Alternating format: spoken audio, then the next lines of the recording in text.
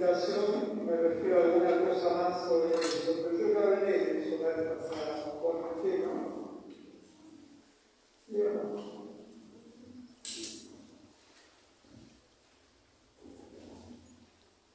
Está pasando algo que pasaba hace unos años cuando estábamos realizando un proyecto que yo me siento desconsultado, porque veo que todos tienen ayudado.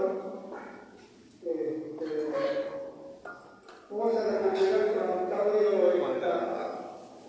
esta circunstancia. Sí.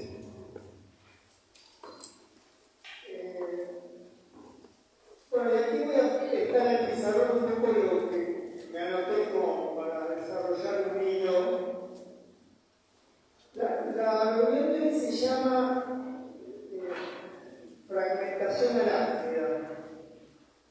Y entonces el slide del sobrero y eso quiero compartir un poco la relación que hay entre esta clase y esta imagen y tiene que ver con la afectación. El fin de semana estuve como perdido dando un seminario y en el auditorio de los 2 días había una persona que estaba haciendo un bordado. Bordado, si ustedes vieron ahí bordado. Durante las 8 o 9 horas que duró la experiencia, bordó. Al final, le pregunté, quise ver la imagen y era esta. En realidad, yo la reproduzco, pero este era el bordado de estas 8 horas. Hay algo que preguntar. Estoy empezando, porque yo no sé bordar, la que sabe bordar es mi hermana, cuando le pregunté. Lo que quiero contar es que tiene que ver con la afectación. Un auditorio es un espacio de interacción. Yo hablo, vos escuchás, hablo, escuchás, ustedes con la cabeza, y bueno, parece una confirmación de estas palabras, pero interacción. Pero yo la veía bordar. Eso era otra cosa. Es más, yo sentía que mi palabra estaba sostenida, a pesar que bordaba con una suavidad, una presencia ahí que era como que me calmaba, me calmaba, no sé cómo explicar. En un momento dejó de bordar y yo sentí que se cayó la clase, como si me estuviera sosteniendo. A eso le llamo campo de afectación. Y lo que bordaba tenía que ver con lo que hablaba. De hecho, cuando aparece la araña, hay un escritor francés que a mí me hizo mucha simpatía de algunas personas de la cátedra lo han trabajado. Creo que sí, ¿no? Trabajo es alguien que tuvo práctica con adolescentes en lo que yo llamo el estado de vacío. Y él percibió que había una, yo no sé si finalmente lo menciono en el capítulo Vidas Apartadas de Sesiones en el Naufragio. Él percibió que había como un repliegue, un apartamiento que se parecía a buscar cuando las arañas buscan un rincón, ese espacio de dominio que es el rincón. Creo que las arañas se arman de cualquier lado, a veces se arman de cualquier lado. En las hojas de la planta, en las hojas de un muro, no solo en los rincones. Pero bueno, eso es otro punto. A mí me parece que eso, si quisiera plantear el campo de afectación, es eso. Ahora, por eso se llama, el título primero iba a ser, ¿cuál era el título primero? Era sobre fragmentación, políticas de la fragmentación. Marcelo, se escucha el micrófono raro. ¿Podrás usar el otro, el que tiene el cable?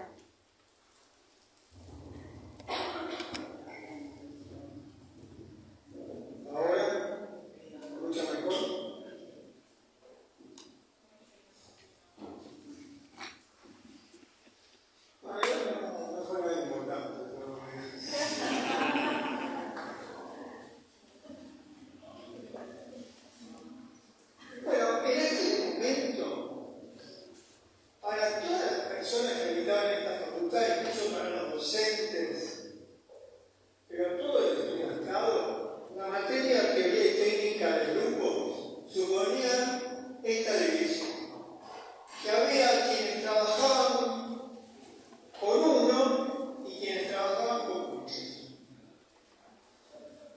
A mí esa estupidez me sube baja. Realmente es una estupidez. Y entonces se trataba de mostrar que así como era válido trabajar con uno, era válido trabajar con muchos. Y entonces surgía la idea, en ese momento el psicoanálisis era el pensamiento dominante. Entonces, así como el psicoanálisis, y además los autores que pensaban eso era, así como el psicoanálisis trabajaba con uno, había que inventar un psicoanálisis que trabajara con muchos. ¿Eso se entiende? Si ustedes le preguntan, no sé qué representación tenían cuando vinieron a asistir en esta materia, pero era que acá se trabajaba con mucho. ¿O no? No quiero ser agresivo, pero es una estupidez. Pero yo no sabía cómo explicar esa estupidez, y se me molestaba, además porque era como diciendo, como si uno dijera, pero ¿por qué me vienes a rinconar ahí? Yo quiero trabajar en todos los lugares. Quiero pensar algo que no me rincones en un fragmento. Estoy discutiendo con alguien, no me pongas ahí. Entonces lo que pasaba en ese momento era que ya el psicoanálisis, sobre todo Lacan, que era lo que más me interesaba teóricamente dentro del psicoanálisis en ese momento, planteó esto. ¿Se acuerdan acá en esta facultad todavía se entiende qué quiere decir eso? ¿Qué quiere decir eso? El signo de la división, que puede ser la S de sujeto o puede ser la S de significante. Parece que ahí donde se planteaba el uno, había ya una división.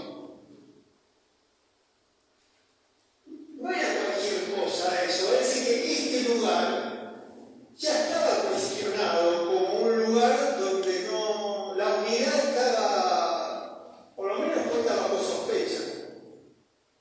¿Se entiende eso? Sí, eso fue un gran avance.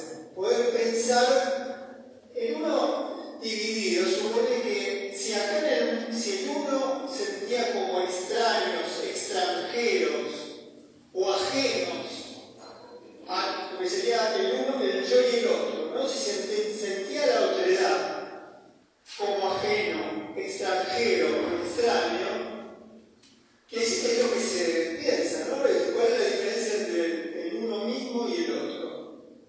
Y bueno, inmediatamente lo que ves es, el uno mismo es el territorio conocido. Mi intimidad, mi lugar, mi pensamiento, mi interioridad. Y el otro, bueno, es una extrañeza, es una extranjeridad, ajenidad. Esas tres palabras son muy importantes. Pero claro, si seguimos con las enseñanzas del psicoanálisis hasta las últimas consecuencias, estos lugares también era la extrañeza en uno, la ajenidad en uno. Entonces eso que estaba puesto en el otro, había que también ponerlo acá. ¿Se entiende? No era muy complicado pensar así. Pero se rompía con algo porque yo creo que se repite con todo, esto se está grabando, espero que no se escuche bien esta parte, con todo respecto a esta facultad. Hay cosas que se dicen, se bajan línea, pero no tiene consecuencias no van hacia las últimas consecuencias. Cuando vos te encontrás en un hospital, en los manicomios, con quienes están habitados por muchas voces, ahí están, bueno, acá hay un problema de estructura. No, lo que está poniendo en evidencia es esto que se enseña en la facultad, pero no solo que hay una división, porque la división es de la unidad.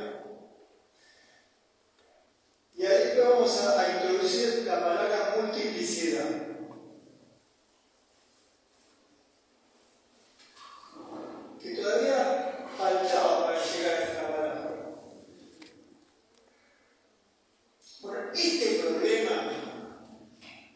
sé si iba a llamar poética de la fragmentación. Esa idea de fragmentación estaba en todas las poéticas del siglo XIX y el siglo XX.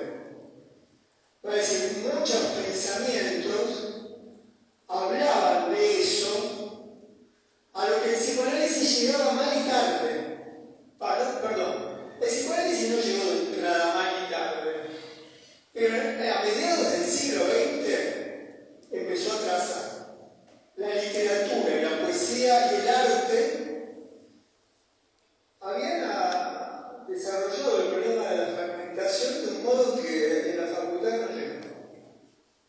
Entonces la idea de recuperar un poco eso. Sí, voy a plantear algunas cuestiones sobre eso.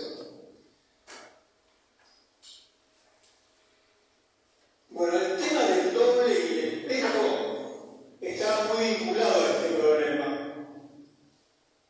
De hecho, la gran novela del doble, bueno, estoy pensando, uno de los discípulos de Freud, Otto Rank, tiene un libro que se llama El doble, que no sé si pescás a ver de qué año es.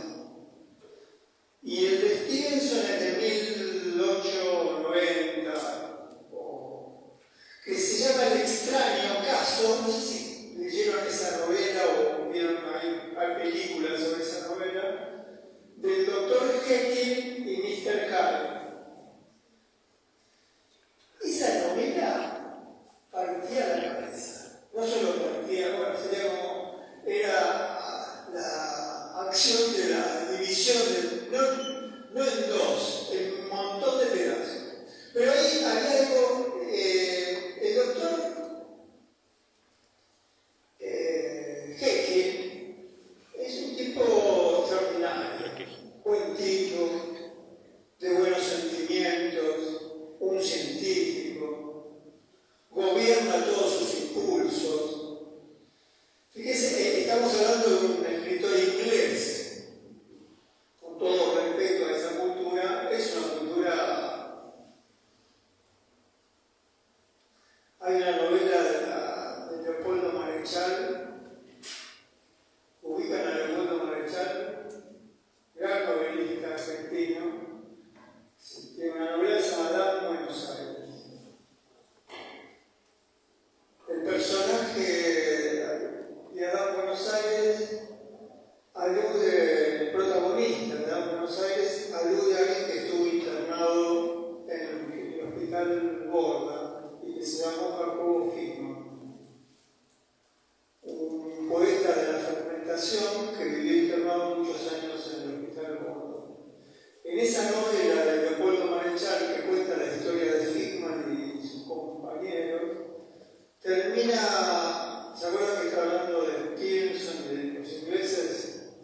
Termina con una frase que es memorable: solemne como pedo de inglés. Ese era un chiste de época para pensar. Bueno, en ese contexto, pero ya en el siglo XIX, Stevenson pinta un personaje, el doctor Jekyll, que es 1914, ¿no? Fíjense, en la época de la Primera Guerra Mundial, ya está presente el doble en Rand, pero fíjense que en Stevenson había estado presente, serían ¿cuántos años antes? 14, 18, 28 años antes. O sea, antes del psicoanálisis, Stevenson piensa la división. Pero la división es pensada como un problema de la monstruosidad. Si se libera al yo, si se lo divide, lo que aparece es un otro monstruoso. Y entonces el doctor Jekyll hace una serie de experimentos y descubre una sustancia que le permite liberar a lo que se llamaba en ese momento el otro yo. Y el otro yo ¿quién es Mr. Hyde? Que es bruto, impulsivo, violento, desagradable, abusivo. Entonces de noche él tomaba algo, la sustancia que había inventado, y se transformaba en el otro. Incluso cambiaba de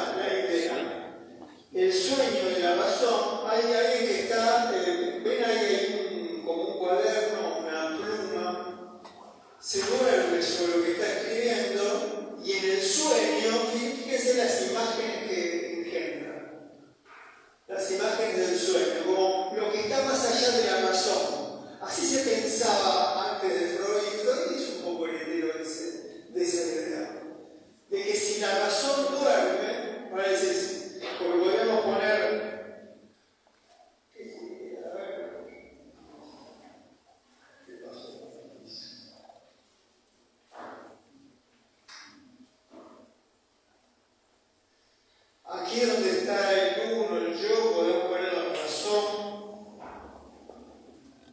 Y acá podés poner el impulso, o la sin razón, la locura, o la monstruosidad.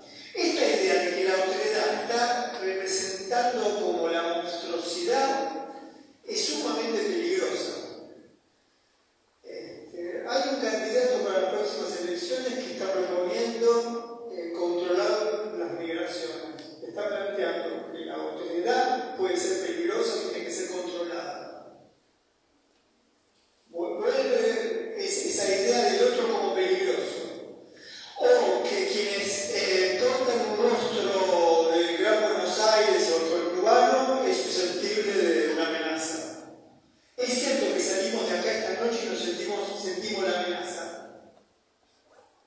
Parece que se empieza a imponer esa idea de cuidado con el otro. El otro es la monstruosidad, el otro es la voracidad también de quienes están a punto de la desaparición. Ahí me estoy metiendo en un problema, no sé cómo voy a salir con esta extensión política para pensar el problema del otro. Pero yo vengo pensando en otros lados que cada vez que se instala la idea de otredad, se instala la idea de peligro. Y me parece que es muy propio de la civilización europea, que vio al otro como un lugar para conquistar, la idea del colonialismo. La idea del colonialismo está basada en la idea de la mismidad, como formamos parte de Occidente, de la cultura. Nosotros nos convencimos de que formamos parte de eso, que la autoridad puede ser o peligrosa o conquistable.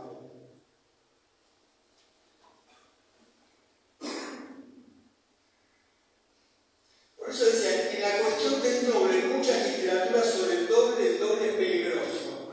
O la otra cuestión es la del espejo, la relación especular como la relación con el doble. Hay un montón de relatos sobre eso, antes de Freud. Pero los que impulsan esas ideas no serían un peligro para ¿Quién? Para la gente de bien como nosotros. Sí, para la gente de bien como nosotros, pero... Bueno, pero esas ideas están arraigadas por ahí nos damos cuenta, están arraigadas. Pensar la autoridad como peligro, la genialidad como peligro. De hecho, hay un ideal de conocerse a sí mismo. La idea de, fíjate, sí mismo. Si no el conocimiento de sí alcanzaría, ¿por qué volver a decir sí mismo? O la idea de ser propietario de los propios deseos, es decir, que la genialidad vive en vos, es un quilombo. Pero ¿quién no ha vivido esa experiencia de la genialidad en uno? Cuando tenés un impulso y no lo podés controlar. El impulso gobierna, no la voluntad consciente.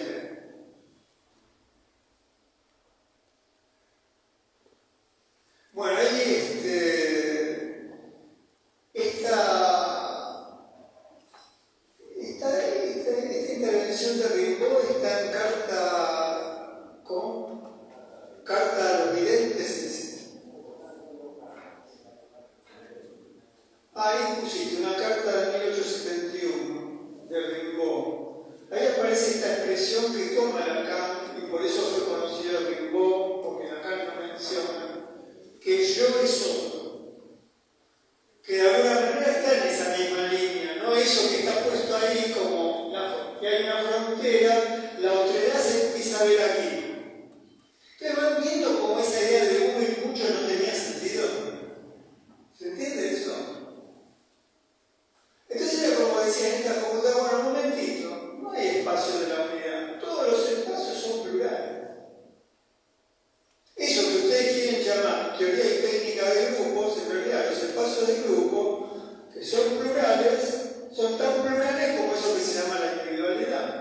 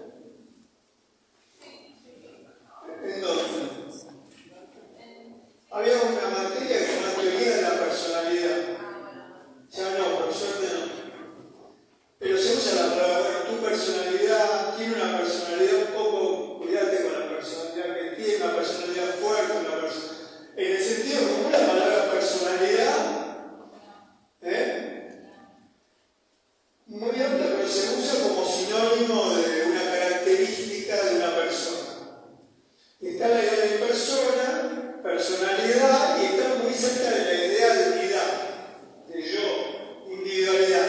Ahí Girotto complica eso, la llama conglomerado, por acá furoculosis anímica, usa erupción. Cada media hora nace una nueva personalidad. Eso es muy interesante porque no son fijas. No está planteando esta limitación, es del 32, ¿no? Esta idea de la división entre consciente e inconsciente. Está planteando algo que tiene un movimiento, que nace cada tanto. ¿No les parece que era muy interesante? ¿Por qué no entraban esas cuestiones a la facultad? Esa sí es una pregunta. ¿Por qué la facultad se cierra a la estética, a la poética, a la literatura, al arte? Tal vez todo pasa por ahí. Bueno, encuentran personalidades en todas partes, no hay descanso, imposible, esto nos interesa, imposible saber cuál es la verdadera. Acá cuestiono algo de sentido común, encontrar mi verdadera personalidad, mi verdadero yo. Y es, por continuidad, es encontrar mi propio deseo. Toda esa mística, ¿cómo se llama eso? Esa creencia, esa ilusión de encontrar la verdad interior, lo más o la idea de lo esencial. A mí todo esto ya me cubre. En serio, hace 30 años que no quiero hablar de esto. Sin embargo, si cada tanto nos escuchan, cada cual se tiene que encontrar con su propio deseo. Yo escucho y siento, no. Y gente inteligente. Que bueno, pero ¿cuál es tu propio deseo? Los deseos no son propios. Hay un horizonte social donde están colgadas muchas posibilidades de desear. ¿Mordés en un lugar o no? Pero no es que te sale de un manantial interior el deseo.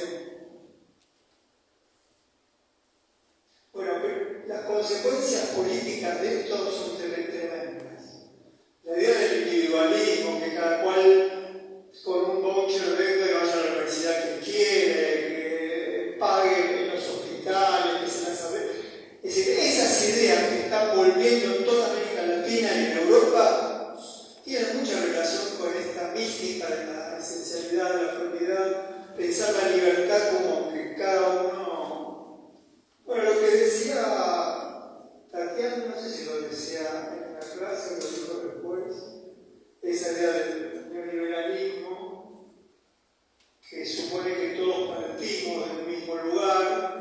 Y es una carrera y bueno, cada uno, según su capacidad llega o no llega, según su privilegio llega o no llega.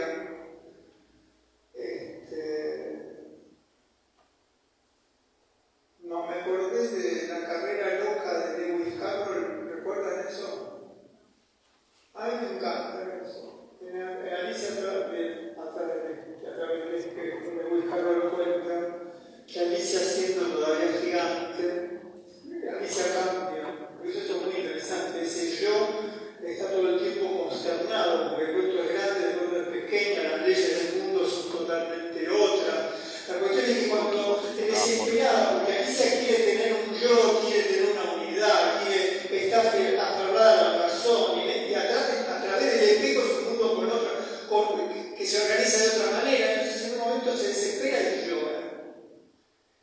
Y se inunda todo el país, todo el territorio, porque ella es gigante y cada lágrima de ella es como Amne. Y entonces se va haciendo chiquita y están todos nadando, pero eso es que Carlos aprovecha la expresión nadar en lágrimas. ¿La escucharon alguna vez? Otro inglés. Y entonces dice, bueno, vamos a hacer una carrera para secarnos. Se dice así, dice, vamos a hacer una carrera, hagamos la carrera. Bueno, y Alicia pregunta, como cualquiera de nosotros, ¿de dónde se sale y hasta dónde es la carrera? Y entonces me dicen, no, cada uno sale de donde quiere. ¿Y a dónde hay que llegar? No importa, cada uno llegará a donde puede. Y entonces se larga, y cada uno empieza a correr para distintos lugares, es una mezcla, y Alicia se queda azorada, esto no es una carrera. Y entonces se termina la carrera, y Alicia dice, ¿quién ganó? Todos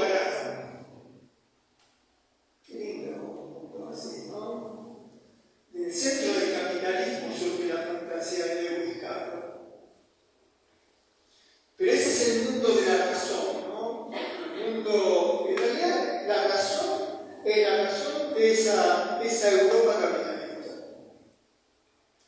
Hay que decirlo así.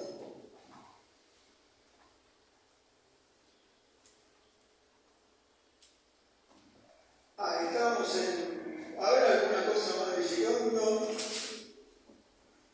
El final de lo de Girondo quiero tomar porque se parece... Bueno, algo que Girondo va diciendo es que en este espacio como hay muchas personalidades, él todavía las llama personalidades, subrayemos que no nos gusta esa expresión. Y vamos a ver, yo la voy a sustituir en cuanto pueda para poner al lado de multiplicidad la idea de voces. En ese estado donde hay muchas personalidades, este lugar es un lugar de conflictividad porque se tensiona, entonces no puede tomar ninguna decisión. Es decir, una personalidad quiere una cosa, otra personalidad quiere otra siente una cosa, otra no le interesa, entonces se siente en un estado de inmovilidad. Y al final dice que las quiere mandar a todas a la mierda. Como vaciarse, prefiero renunciar a cualquier cosa y esperar que se extenúen discutiendo qué han de hacer con mi persona. Parece que es como una persona invadida para Girondo. Bueno, 1932 de Girondo, igual lo dice muy bellamente. Para mí este libro tiene ese problema, como que no entra demasiado a pensar las citas y no se anima porque se quiere autorizar con esas citas. Quiere decir, esto ya lo dijo Girondo, esto ya lo dijo Pessoa, esto ya lo dijo... Porque si no quedas como, entonces ¿vos quién sos para decir estas cosas? Y entonces no se anima a romper con esas cuestiones, pero son libros, ¿no? Hacer con mi persona para tener al menos la satisfacción de mandarlas todas juntas a la mierda. A mí lo que me gusta de todo ese poema es ese final, ¿no? Es decir, en eso suscribo, pero hay algo que queremos, no sé si queremos, no sé si suscribir, pero que queremos, que me da ganas de mandar a la mierda y a veces no sé qué es. Alejandra Pizarnik tiene una expresión preciosa, que es una vida enmierdante. Yo hace 2 años que digo, no me puedo sacar esa expresión cada vez que respiro y digo, ¿qué tal la vida enmierdante?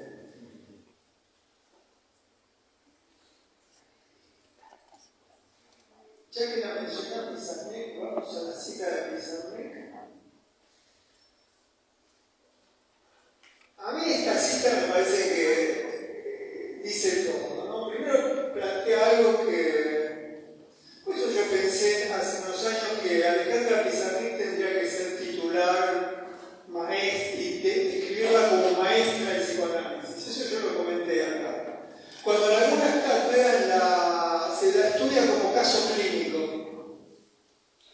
como un caso de depresión, porque es una mujer que presumiblemente se suicida, estuvo internada en una sala de un hospital general, una sala de psicopatología de un hospital general, entonces se la estudia para pensar en el desborde del inconsciente y bueno, la mala suerte de una vida desgraciada.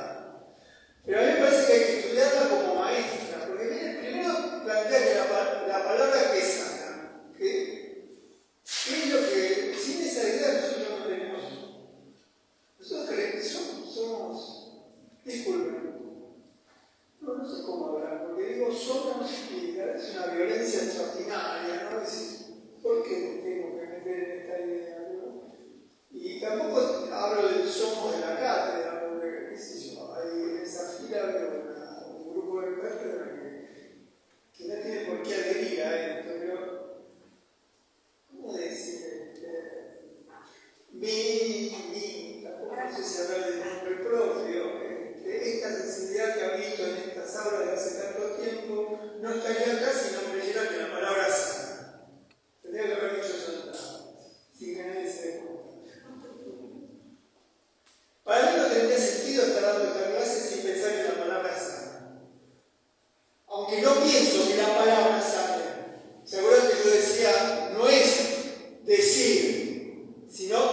existe. Me parece que hay un cambio ahí, no es ir al diccionario y está lleno de palabras, ninguna de esas sana, sino es una palabra pronunciada por un cuerpo que vibra y a quien vos te abrís para escuchar, esa palabra pasa por cualquier lado. ¿Se entiende eso? Por eso en ese libro el tema más importante era la idea de recepción, no el más importante, no. La palabra en estado de recepción que sana. Pero miren lo que dice Alejandra Pizarnik: esperando que un mundo sea desenterrado por el lenguaje, alguien canta en lugares que se forma el silencio. Luego comprobará que no porque se muestre furioso existe el mar ni tampoco el mundo. Por eso cada palabra dice lo que dice, y además más y otra cosa. Podemos estar orando con esa cita.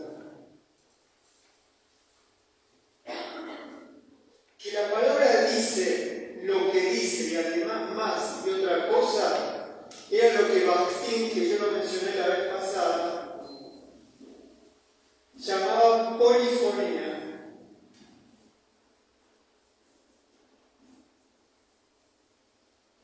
Ahora, quiero decir una cosa. Hay quienes estudian Bakhtin y se encuentran con la palabra polifonía. Pero yo creo que encontrarte con el poema de Pizarnik y después encontrarte con la idea de polifonía es otra cosa. ¿Entiendes?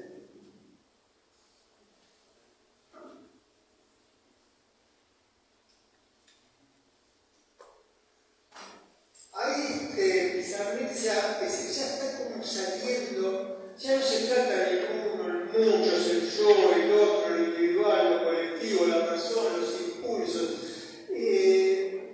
Está pensando en un mundo de palabras. Y la palabra que sana está del lado de este lugar, de la afectación.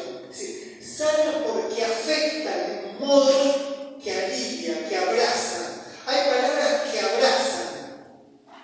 Pero en el diccionario, esto era la discusión de aquel momento, era porque se dice la palabra, que la palabra. No, es la palabra dicha. La palabra en estado de escuchante es una palabra viva. Y está viva en un campo de afectación, si no, no. La palabra en un psicoanálisis afecta porque está dicha en un campo de afectación que se puede llamar transferencia, que sería suponer que ese decir tiene un saber. Va a decir, la transferencia es una palabra a la que se le supone un poder de sanación.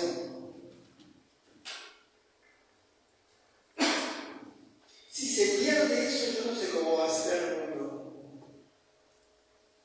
Gran debate de la inteligencia artificial. Gran debate del porvenir. Como era un gran debate pensar los videojuegos en red. No hay teoría y técnica de los grupos en red. ¿Queda claro eso? ¿Alguien juega en red? ¿Alguien juega los videos? ¿Y hay teoría y técnica de eso? Yo te digo que no. No hay teoría y técnica de eso. La facultad sigue con la idea del grupo, así, yo, cuándo. Y el mundo va por otro lado.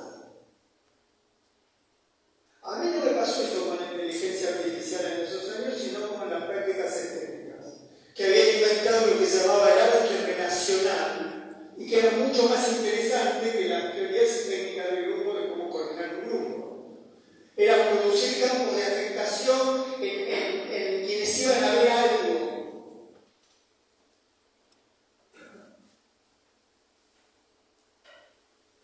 Yo sé que muchas sensibilidades que están acá tal vez no fueron nunca a una muestra, a un museo, no se encontraron con una acción performática o no han participado de experiencias teatrales, no formaron grupos. Tal vez no, estoy hablando de algo que violenta la sensibilidad porque te dejan afuera. Pero me acuerdo revolución, entrabas a una sala a ver una muestra y en la puerta había una soga con un cartel que decía pintura fresca. Y entonces vos tenías que entrar a la sala, agacharte, para que no te, la pintura fresca, la supuesta soga, no te manchara la ropa. A mí me gustaría hacer esta experiencia acá. Ahora, no la hicimos nunca, pero sería bueno.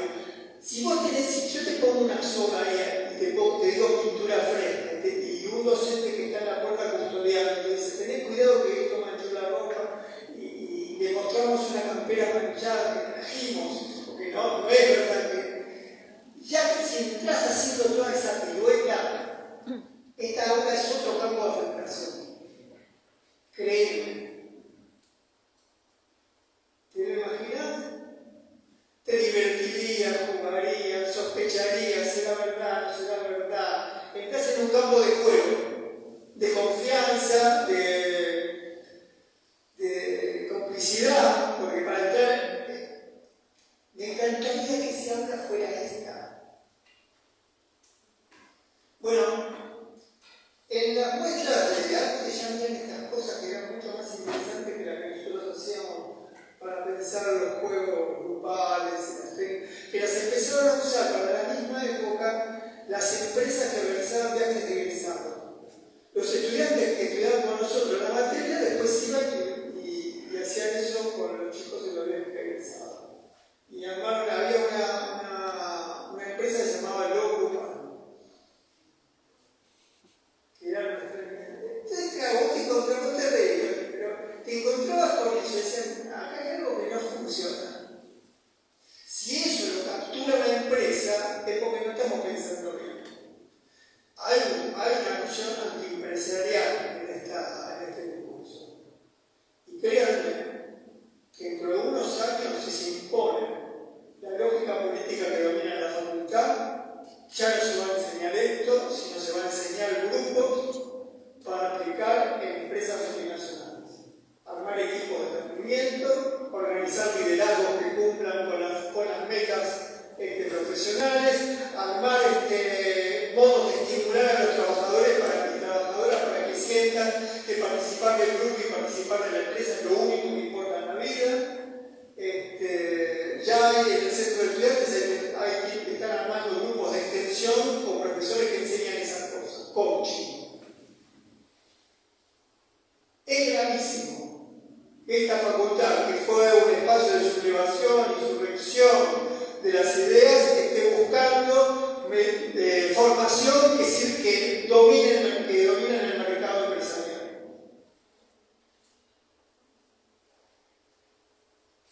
Y acá hablamos de Goya, Los sueños de la razón, Oliverio Girondo, Alejandra Pizarnik. Me encanta este anacronismo para decir, hablar más allá del tiempo, de lo que pide la época hegemónicamente.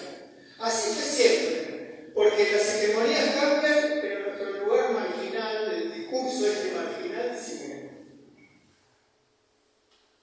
No lo pongas, nunca un paso de sublevación. Ponele un signo de interrogación.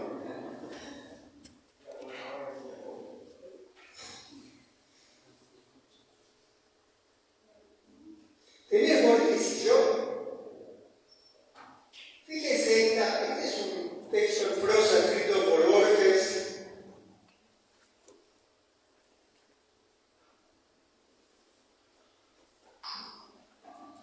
Fíjate al principio. Ahí Borges es maravilloso. Más allá que era antiperonista, de derecha, dijo que Pinochet era un buen gobernante, que la democracia era una estupidez de la estadística y que... Bueno, pero es extraordinario. Borges, la verdad que sin Borges hubiera sido difícil sobrevivir. Fíjate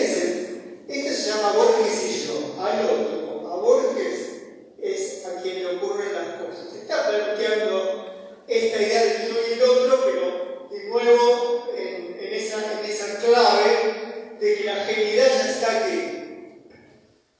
Yo, sigue hablando del yo camino por Buenos Aires y me demoro, acaso ya mecánicamente, para mirar el arco de Usahuán y la puerta Cáncer.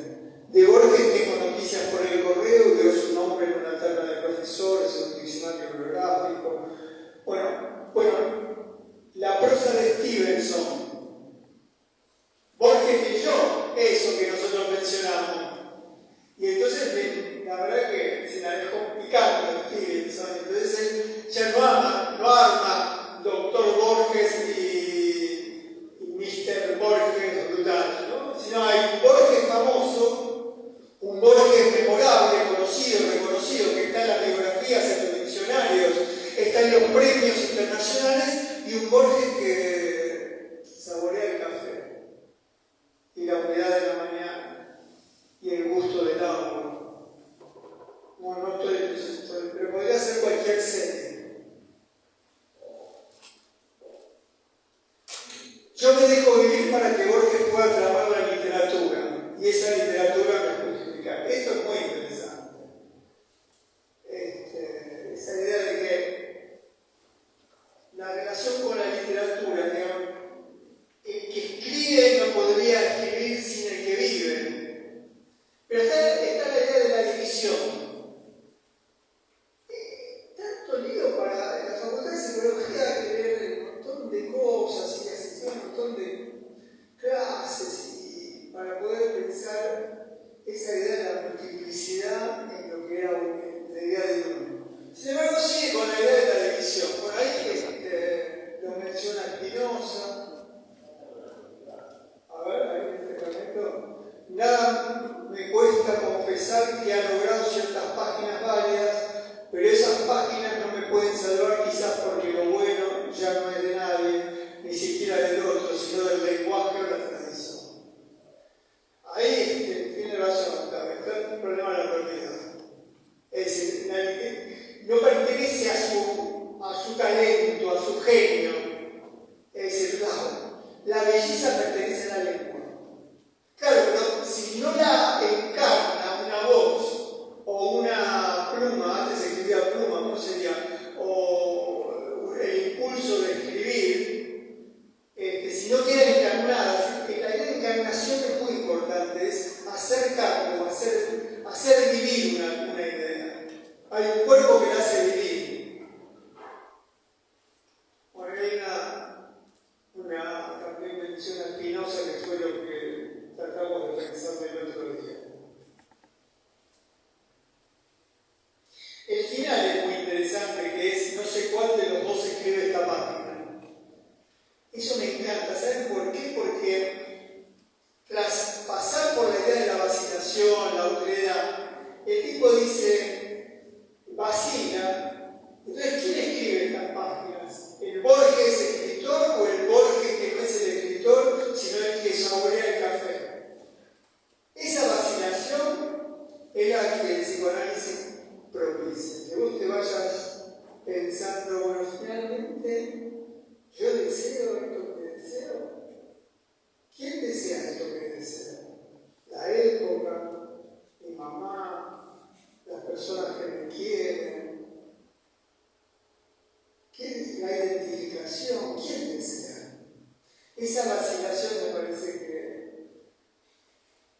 es lo que está en juego acá, ¿no? La experiencia de la vacilación. Fíjense, en un punto ya no importa esta distinción entre el uno, el muchos, el yo, el otro. Si no importa la idea de la vacilación. Es decir, si lo pensamos ahora, no importa decir que no hay uno y que en lugar del uno hay una multiplicidad. No importa armar ese sistema. Bueno, donde había uno, ahora vamos a hablar de multiplicidad, que es lo que nosotros hicimos siempre. Donde se hablaba de yo, vamos a hablar de multitud.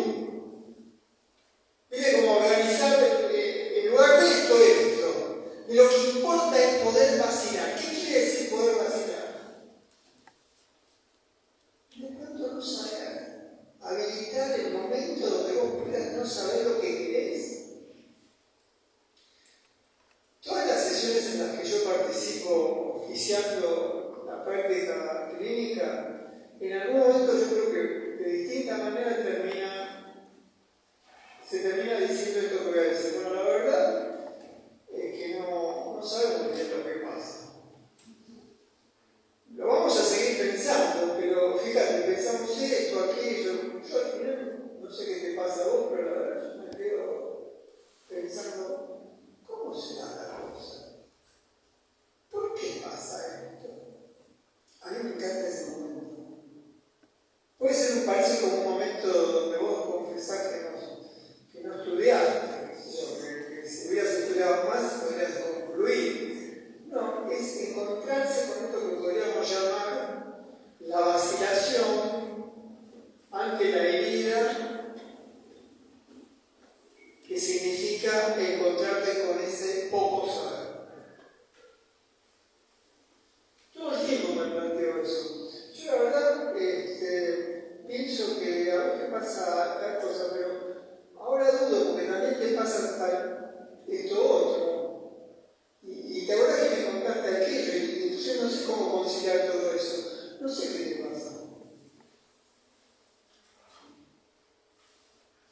Como te pones a pensar, es lo que decía Pizarnik, un afecto dice desafecto y otro afecto y todavía otros afectos.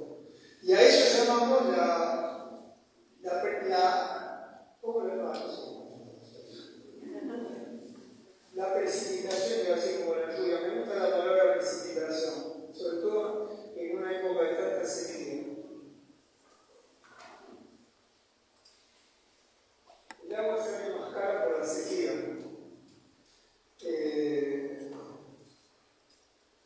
Bueno, no sé, me enganché con la sequía y la catástrofe climática. Entonces la precipitación le afecta. Los afectos es como si de pronto explotaran en el cielo y nos llueven afectos.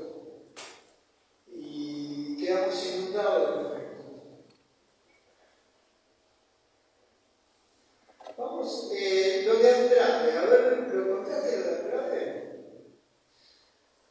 Yo hace media hora le mandé a Octavio una serie de búsquedas, no puedo creer que las haya encontrado. ¿Lo encontraste? No puedo creer. Andrade es un escritor brasileño. Yo no lo encuentro ahora acá.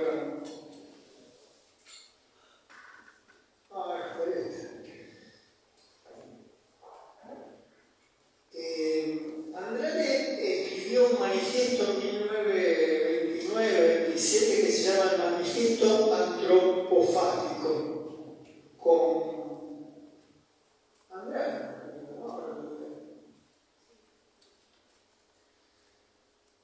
Y es como el primer manifiesto anticolonial de la poética y la literatura de América Latina, en Brasil.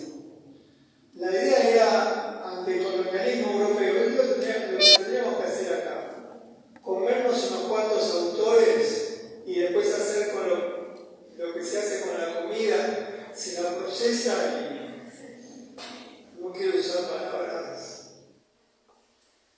No hacer un altar de mierda y decir que linda la mierda, que bueno lo tiene la mierda, que la mierda europea que es mucho más, huele mejor que la mierda latinoamericana, indígena. Entonces la antropofagia es comerse a la cultura del colonizador, no rechazarla, comérsela, integrarla.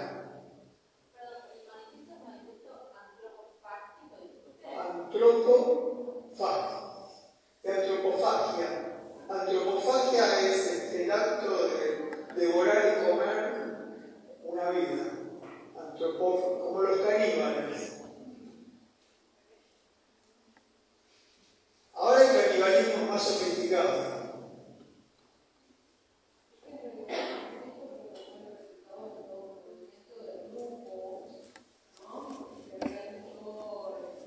Es un movimiento estético. De nuevo, fíjate, la estética, qué desarrollo que tenía. Estos movimientos críticos en América Latina. No estudiamos eso en la facultad porque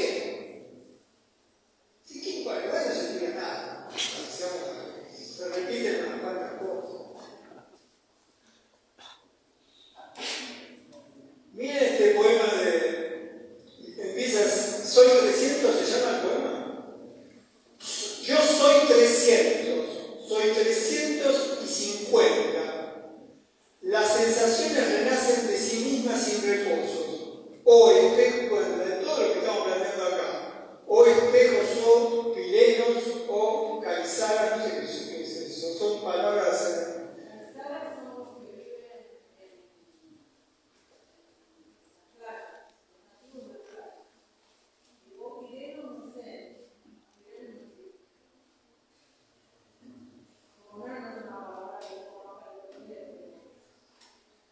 Iré a Piauí, también me parece como una.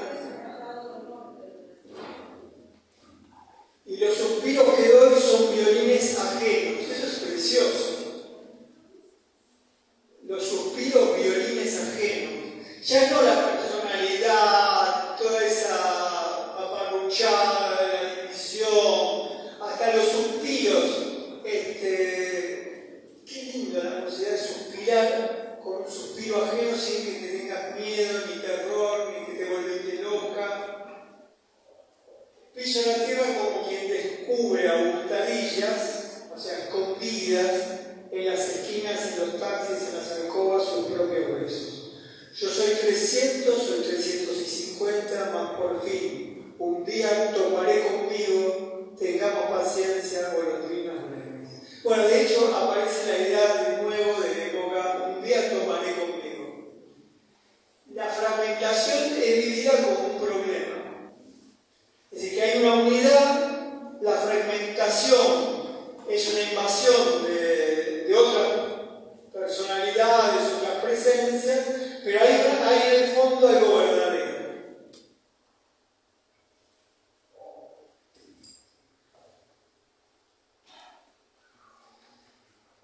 Y a mí el que más me empezó a pensar por eso. Sí.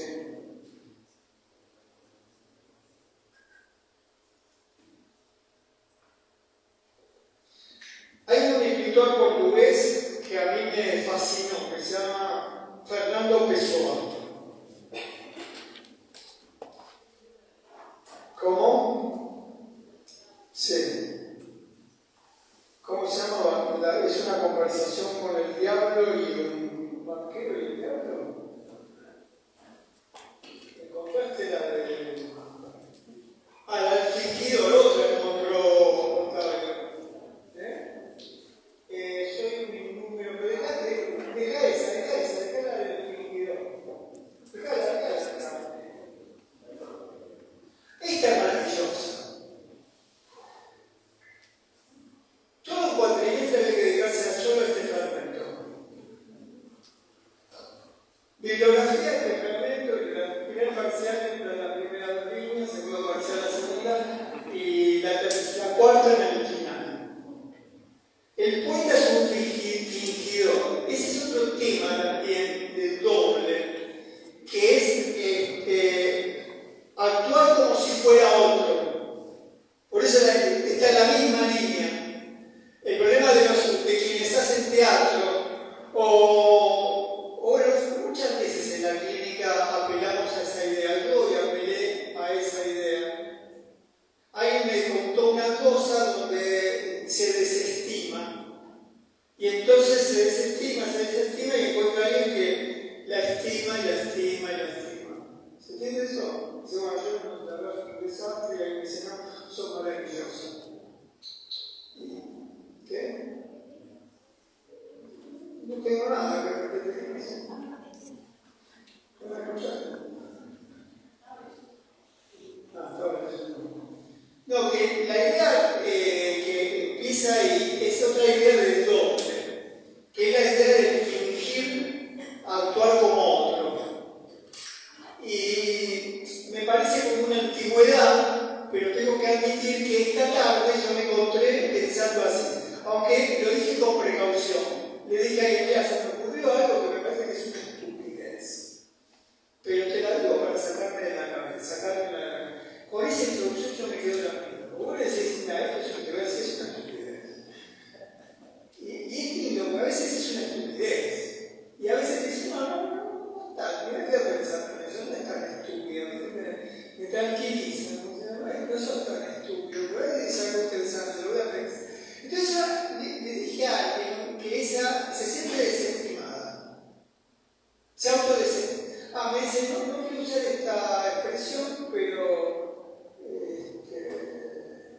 porque además hay una corriente ahí de afectación con las palabras, y entonces va a usar la palabra autoestima y me pide perdón. Terrible, ¿no? Porque bueno, evidentemente es una palabra que me irrita, ¿no? La idea de autoestima, pero al rato yo quise usar otra y le dije, la verdad que no sé qué otra palabra usar para decir esto, y terminé usando autoestima.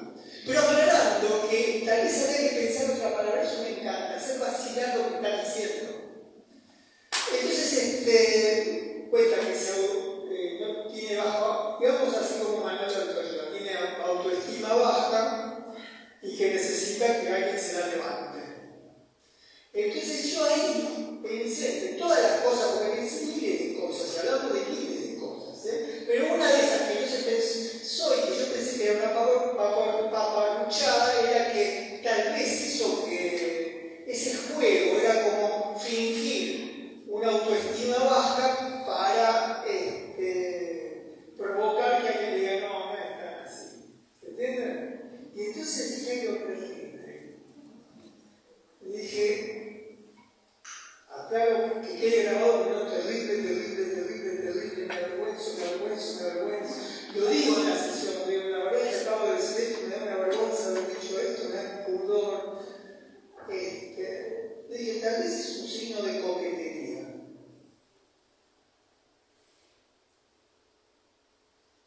No lo pensé, hice mucho prólogo antes,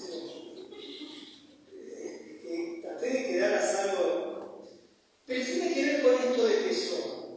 El poeta es un fingidor, finge tan completamente que hasta finge que es dolor el dolor que de veras siente. ¿No les rompe la cabeza eso que quiere decir? Porque por un lado está diciendo que finge que es dolor, pero después te tira el dolor que de verdad siente. Es una sofisticación, si mirarlo así con cara de rara, no sé,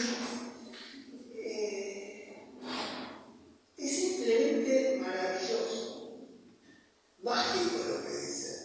¿Cómo se ríen ustedes dos? Espero que no se rían de quién da la clase. No. Esto es una cosa de coquetería. ¿Se entiende? Yo siento que se están riendo. Ella me dice, no. Y me lo dijo con una franqueza, me encantó. Yo sabía que al final sí, porque está muy pendiente de todo, pero necesitas que ¿no te parece? No, hay mucha seguridad. Venía acá, parar de acá y habló un rato largo y también me hace un montón de gestos. Y no tengo la persona del bordado que me sostenía.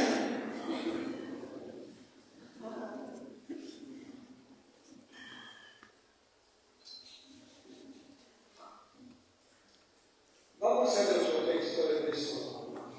Busquen ese texto y estudienlo para el parcial. Miren este texto si no está en la misma línea. Viven en nosotros innúmeros. Ahí ya mejoró un poco lo de Girondo de las personalidades. Es Pessoa, no hay algo más grande que Pessoa. Viven en nosotros innúmeros. Si pienso o siento, ignoro quién es que piensa o siente. Soy solo el lugar donde se siente y piensa. Solo que después de eso solo quise escribir eso de otra manera para que no se note que me copiaba la persona. O sea que aquí, porque además él dice el soy, ¿no? Introduce el ser. Yo empecé con una pizza, ¿verdad? Aquí. Pero termino con esto. Él dice soy. Está con la idea del ser, el yo, el soy, el soy como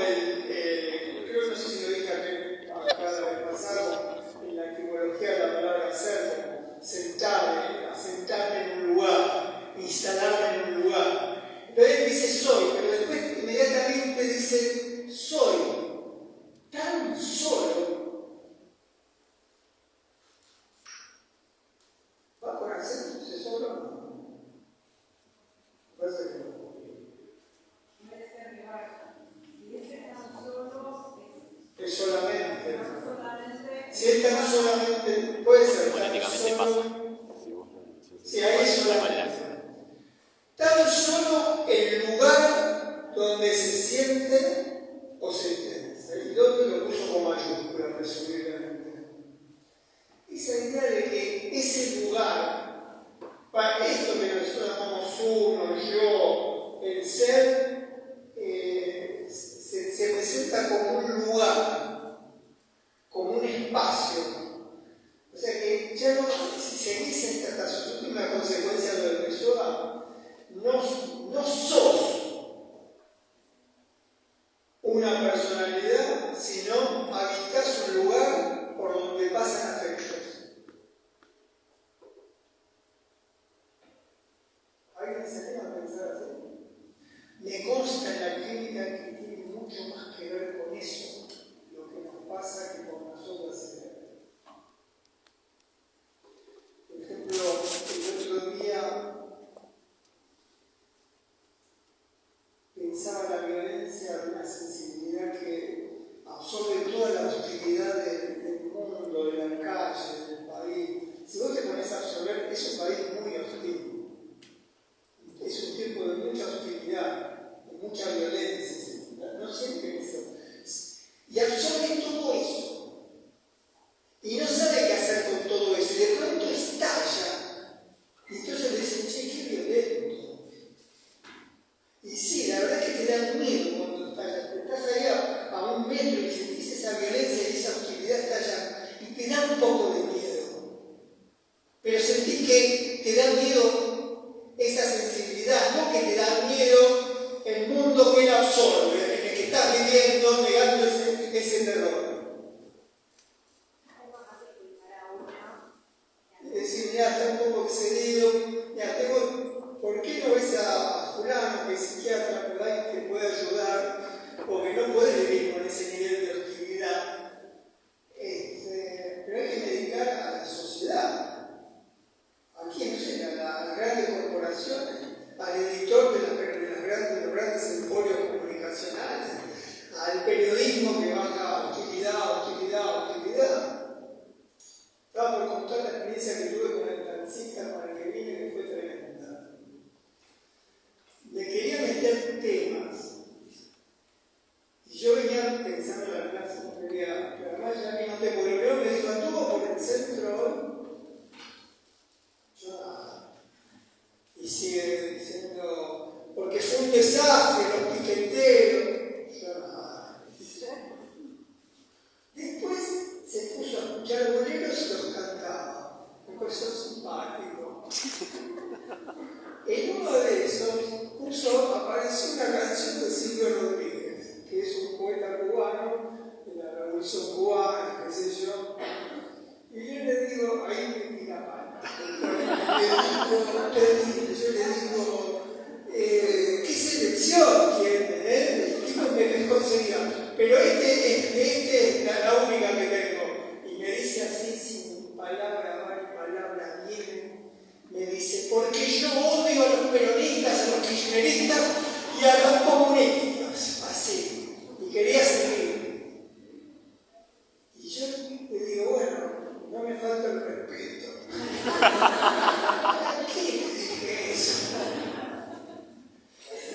Pero escúchame, si hubiera dicho odio, qué sé yo, a las maricas, a las travestis, le hubiera dicho también porque me falta el respeto.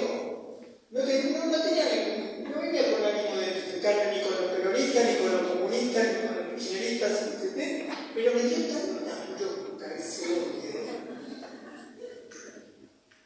Y me sentí tan violentado, realmente sentí tanta hostilidad. Entonces me dijo, bueno, porque ustedes tienen algo, ahí se la agarró, por suerte estamos llegando y el tipo casi se lleva a la puerta de un coche que estaba abriendo y casi lo choca y hizo una maniobra ahí con esparce y se salvó. Y yo que le dije, bueno, eso le pasa.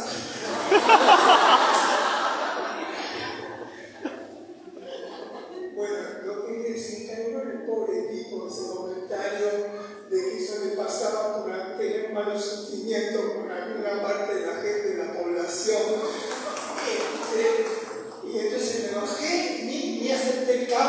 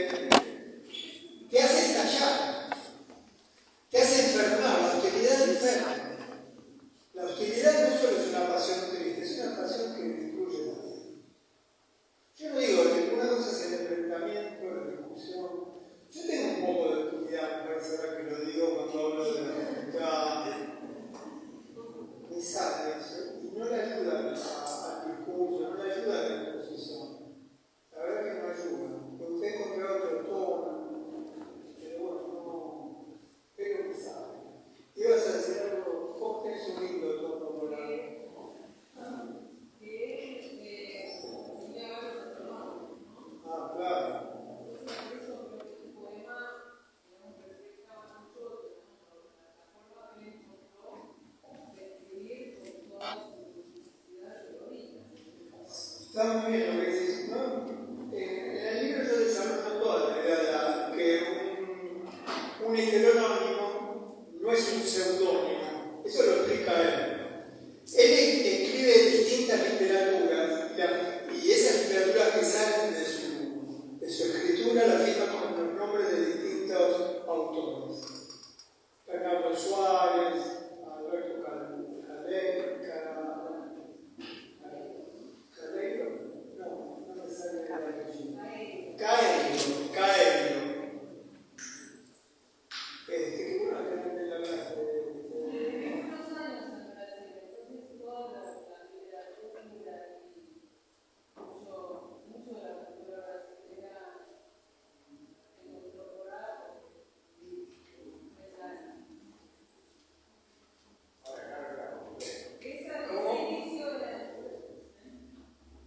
Sí, pero habla la misma lengua. Dijimos que es portugués. Y hablando de eso, ¿qué quiere decir en portugués pessoa? Persona. ¿Qué apellido tenía el tipo, no? Y es el autor de la multiplicidad. Ese libro, una subjetividad que se inventa, está sostenido sobre la idea de dialogismo, intertextualidad, recepción y la idea de multiplicidad de personas. Bueno, otra cosa que a mí me encantó de Pessoa, yo no sé si ustedes tienen idea de lo que es el espiritismo. ¿Tienen idea de lo que es el espiritismo? No, muchos no tienen. ¿No vieron la película Sacaron de las manos y se llama El alma de alguien que murió? Si estás aquí, da 2 golpes, eso es un estereotipo de la cultura. Bueno, Pessoa es espiritismo. ¿Qué? Invocaba. Entonces, yo estudié mucho la relación de Pessoa y el espiritismo y la relación que él tiene con las distintas almas. Pero bueno, eso es otro tema, ¿no? Pero fíjense, las hago callar y yo hablo.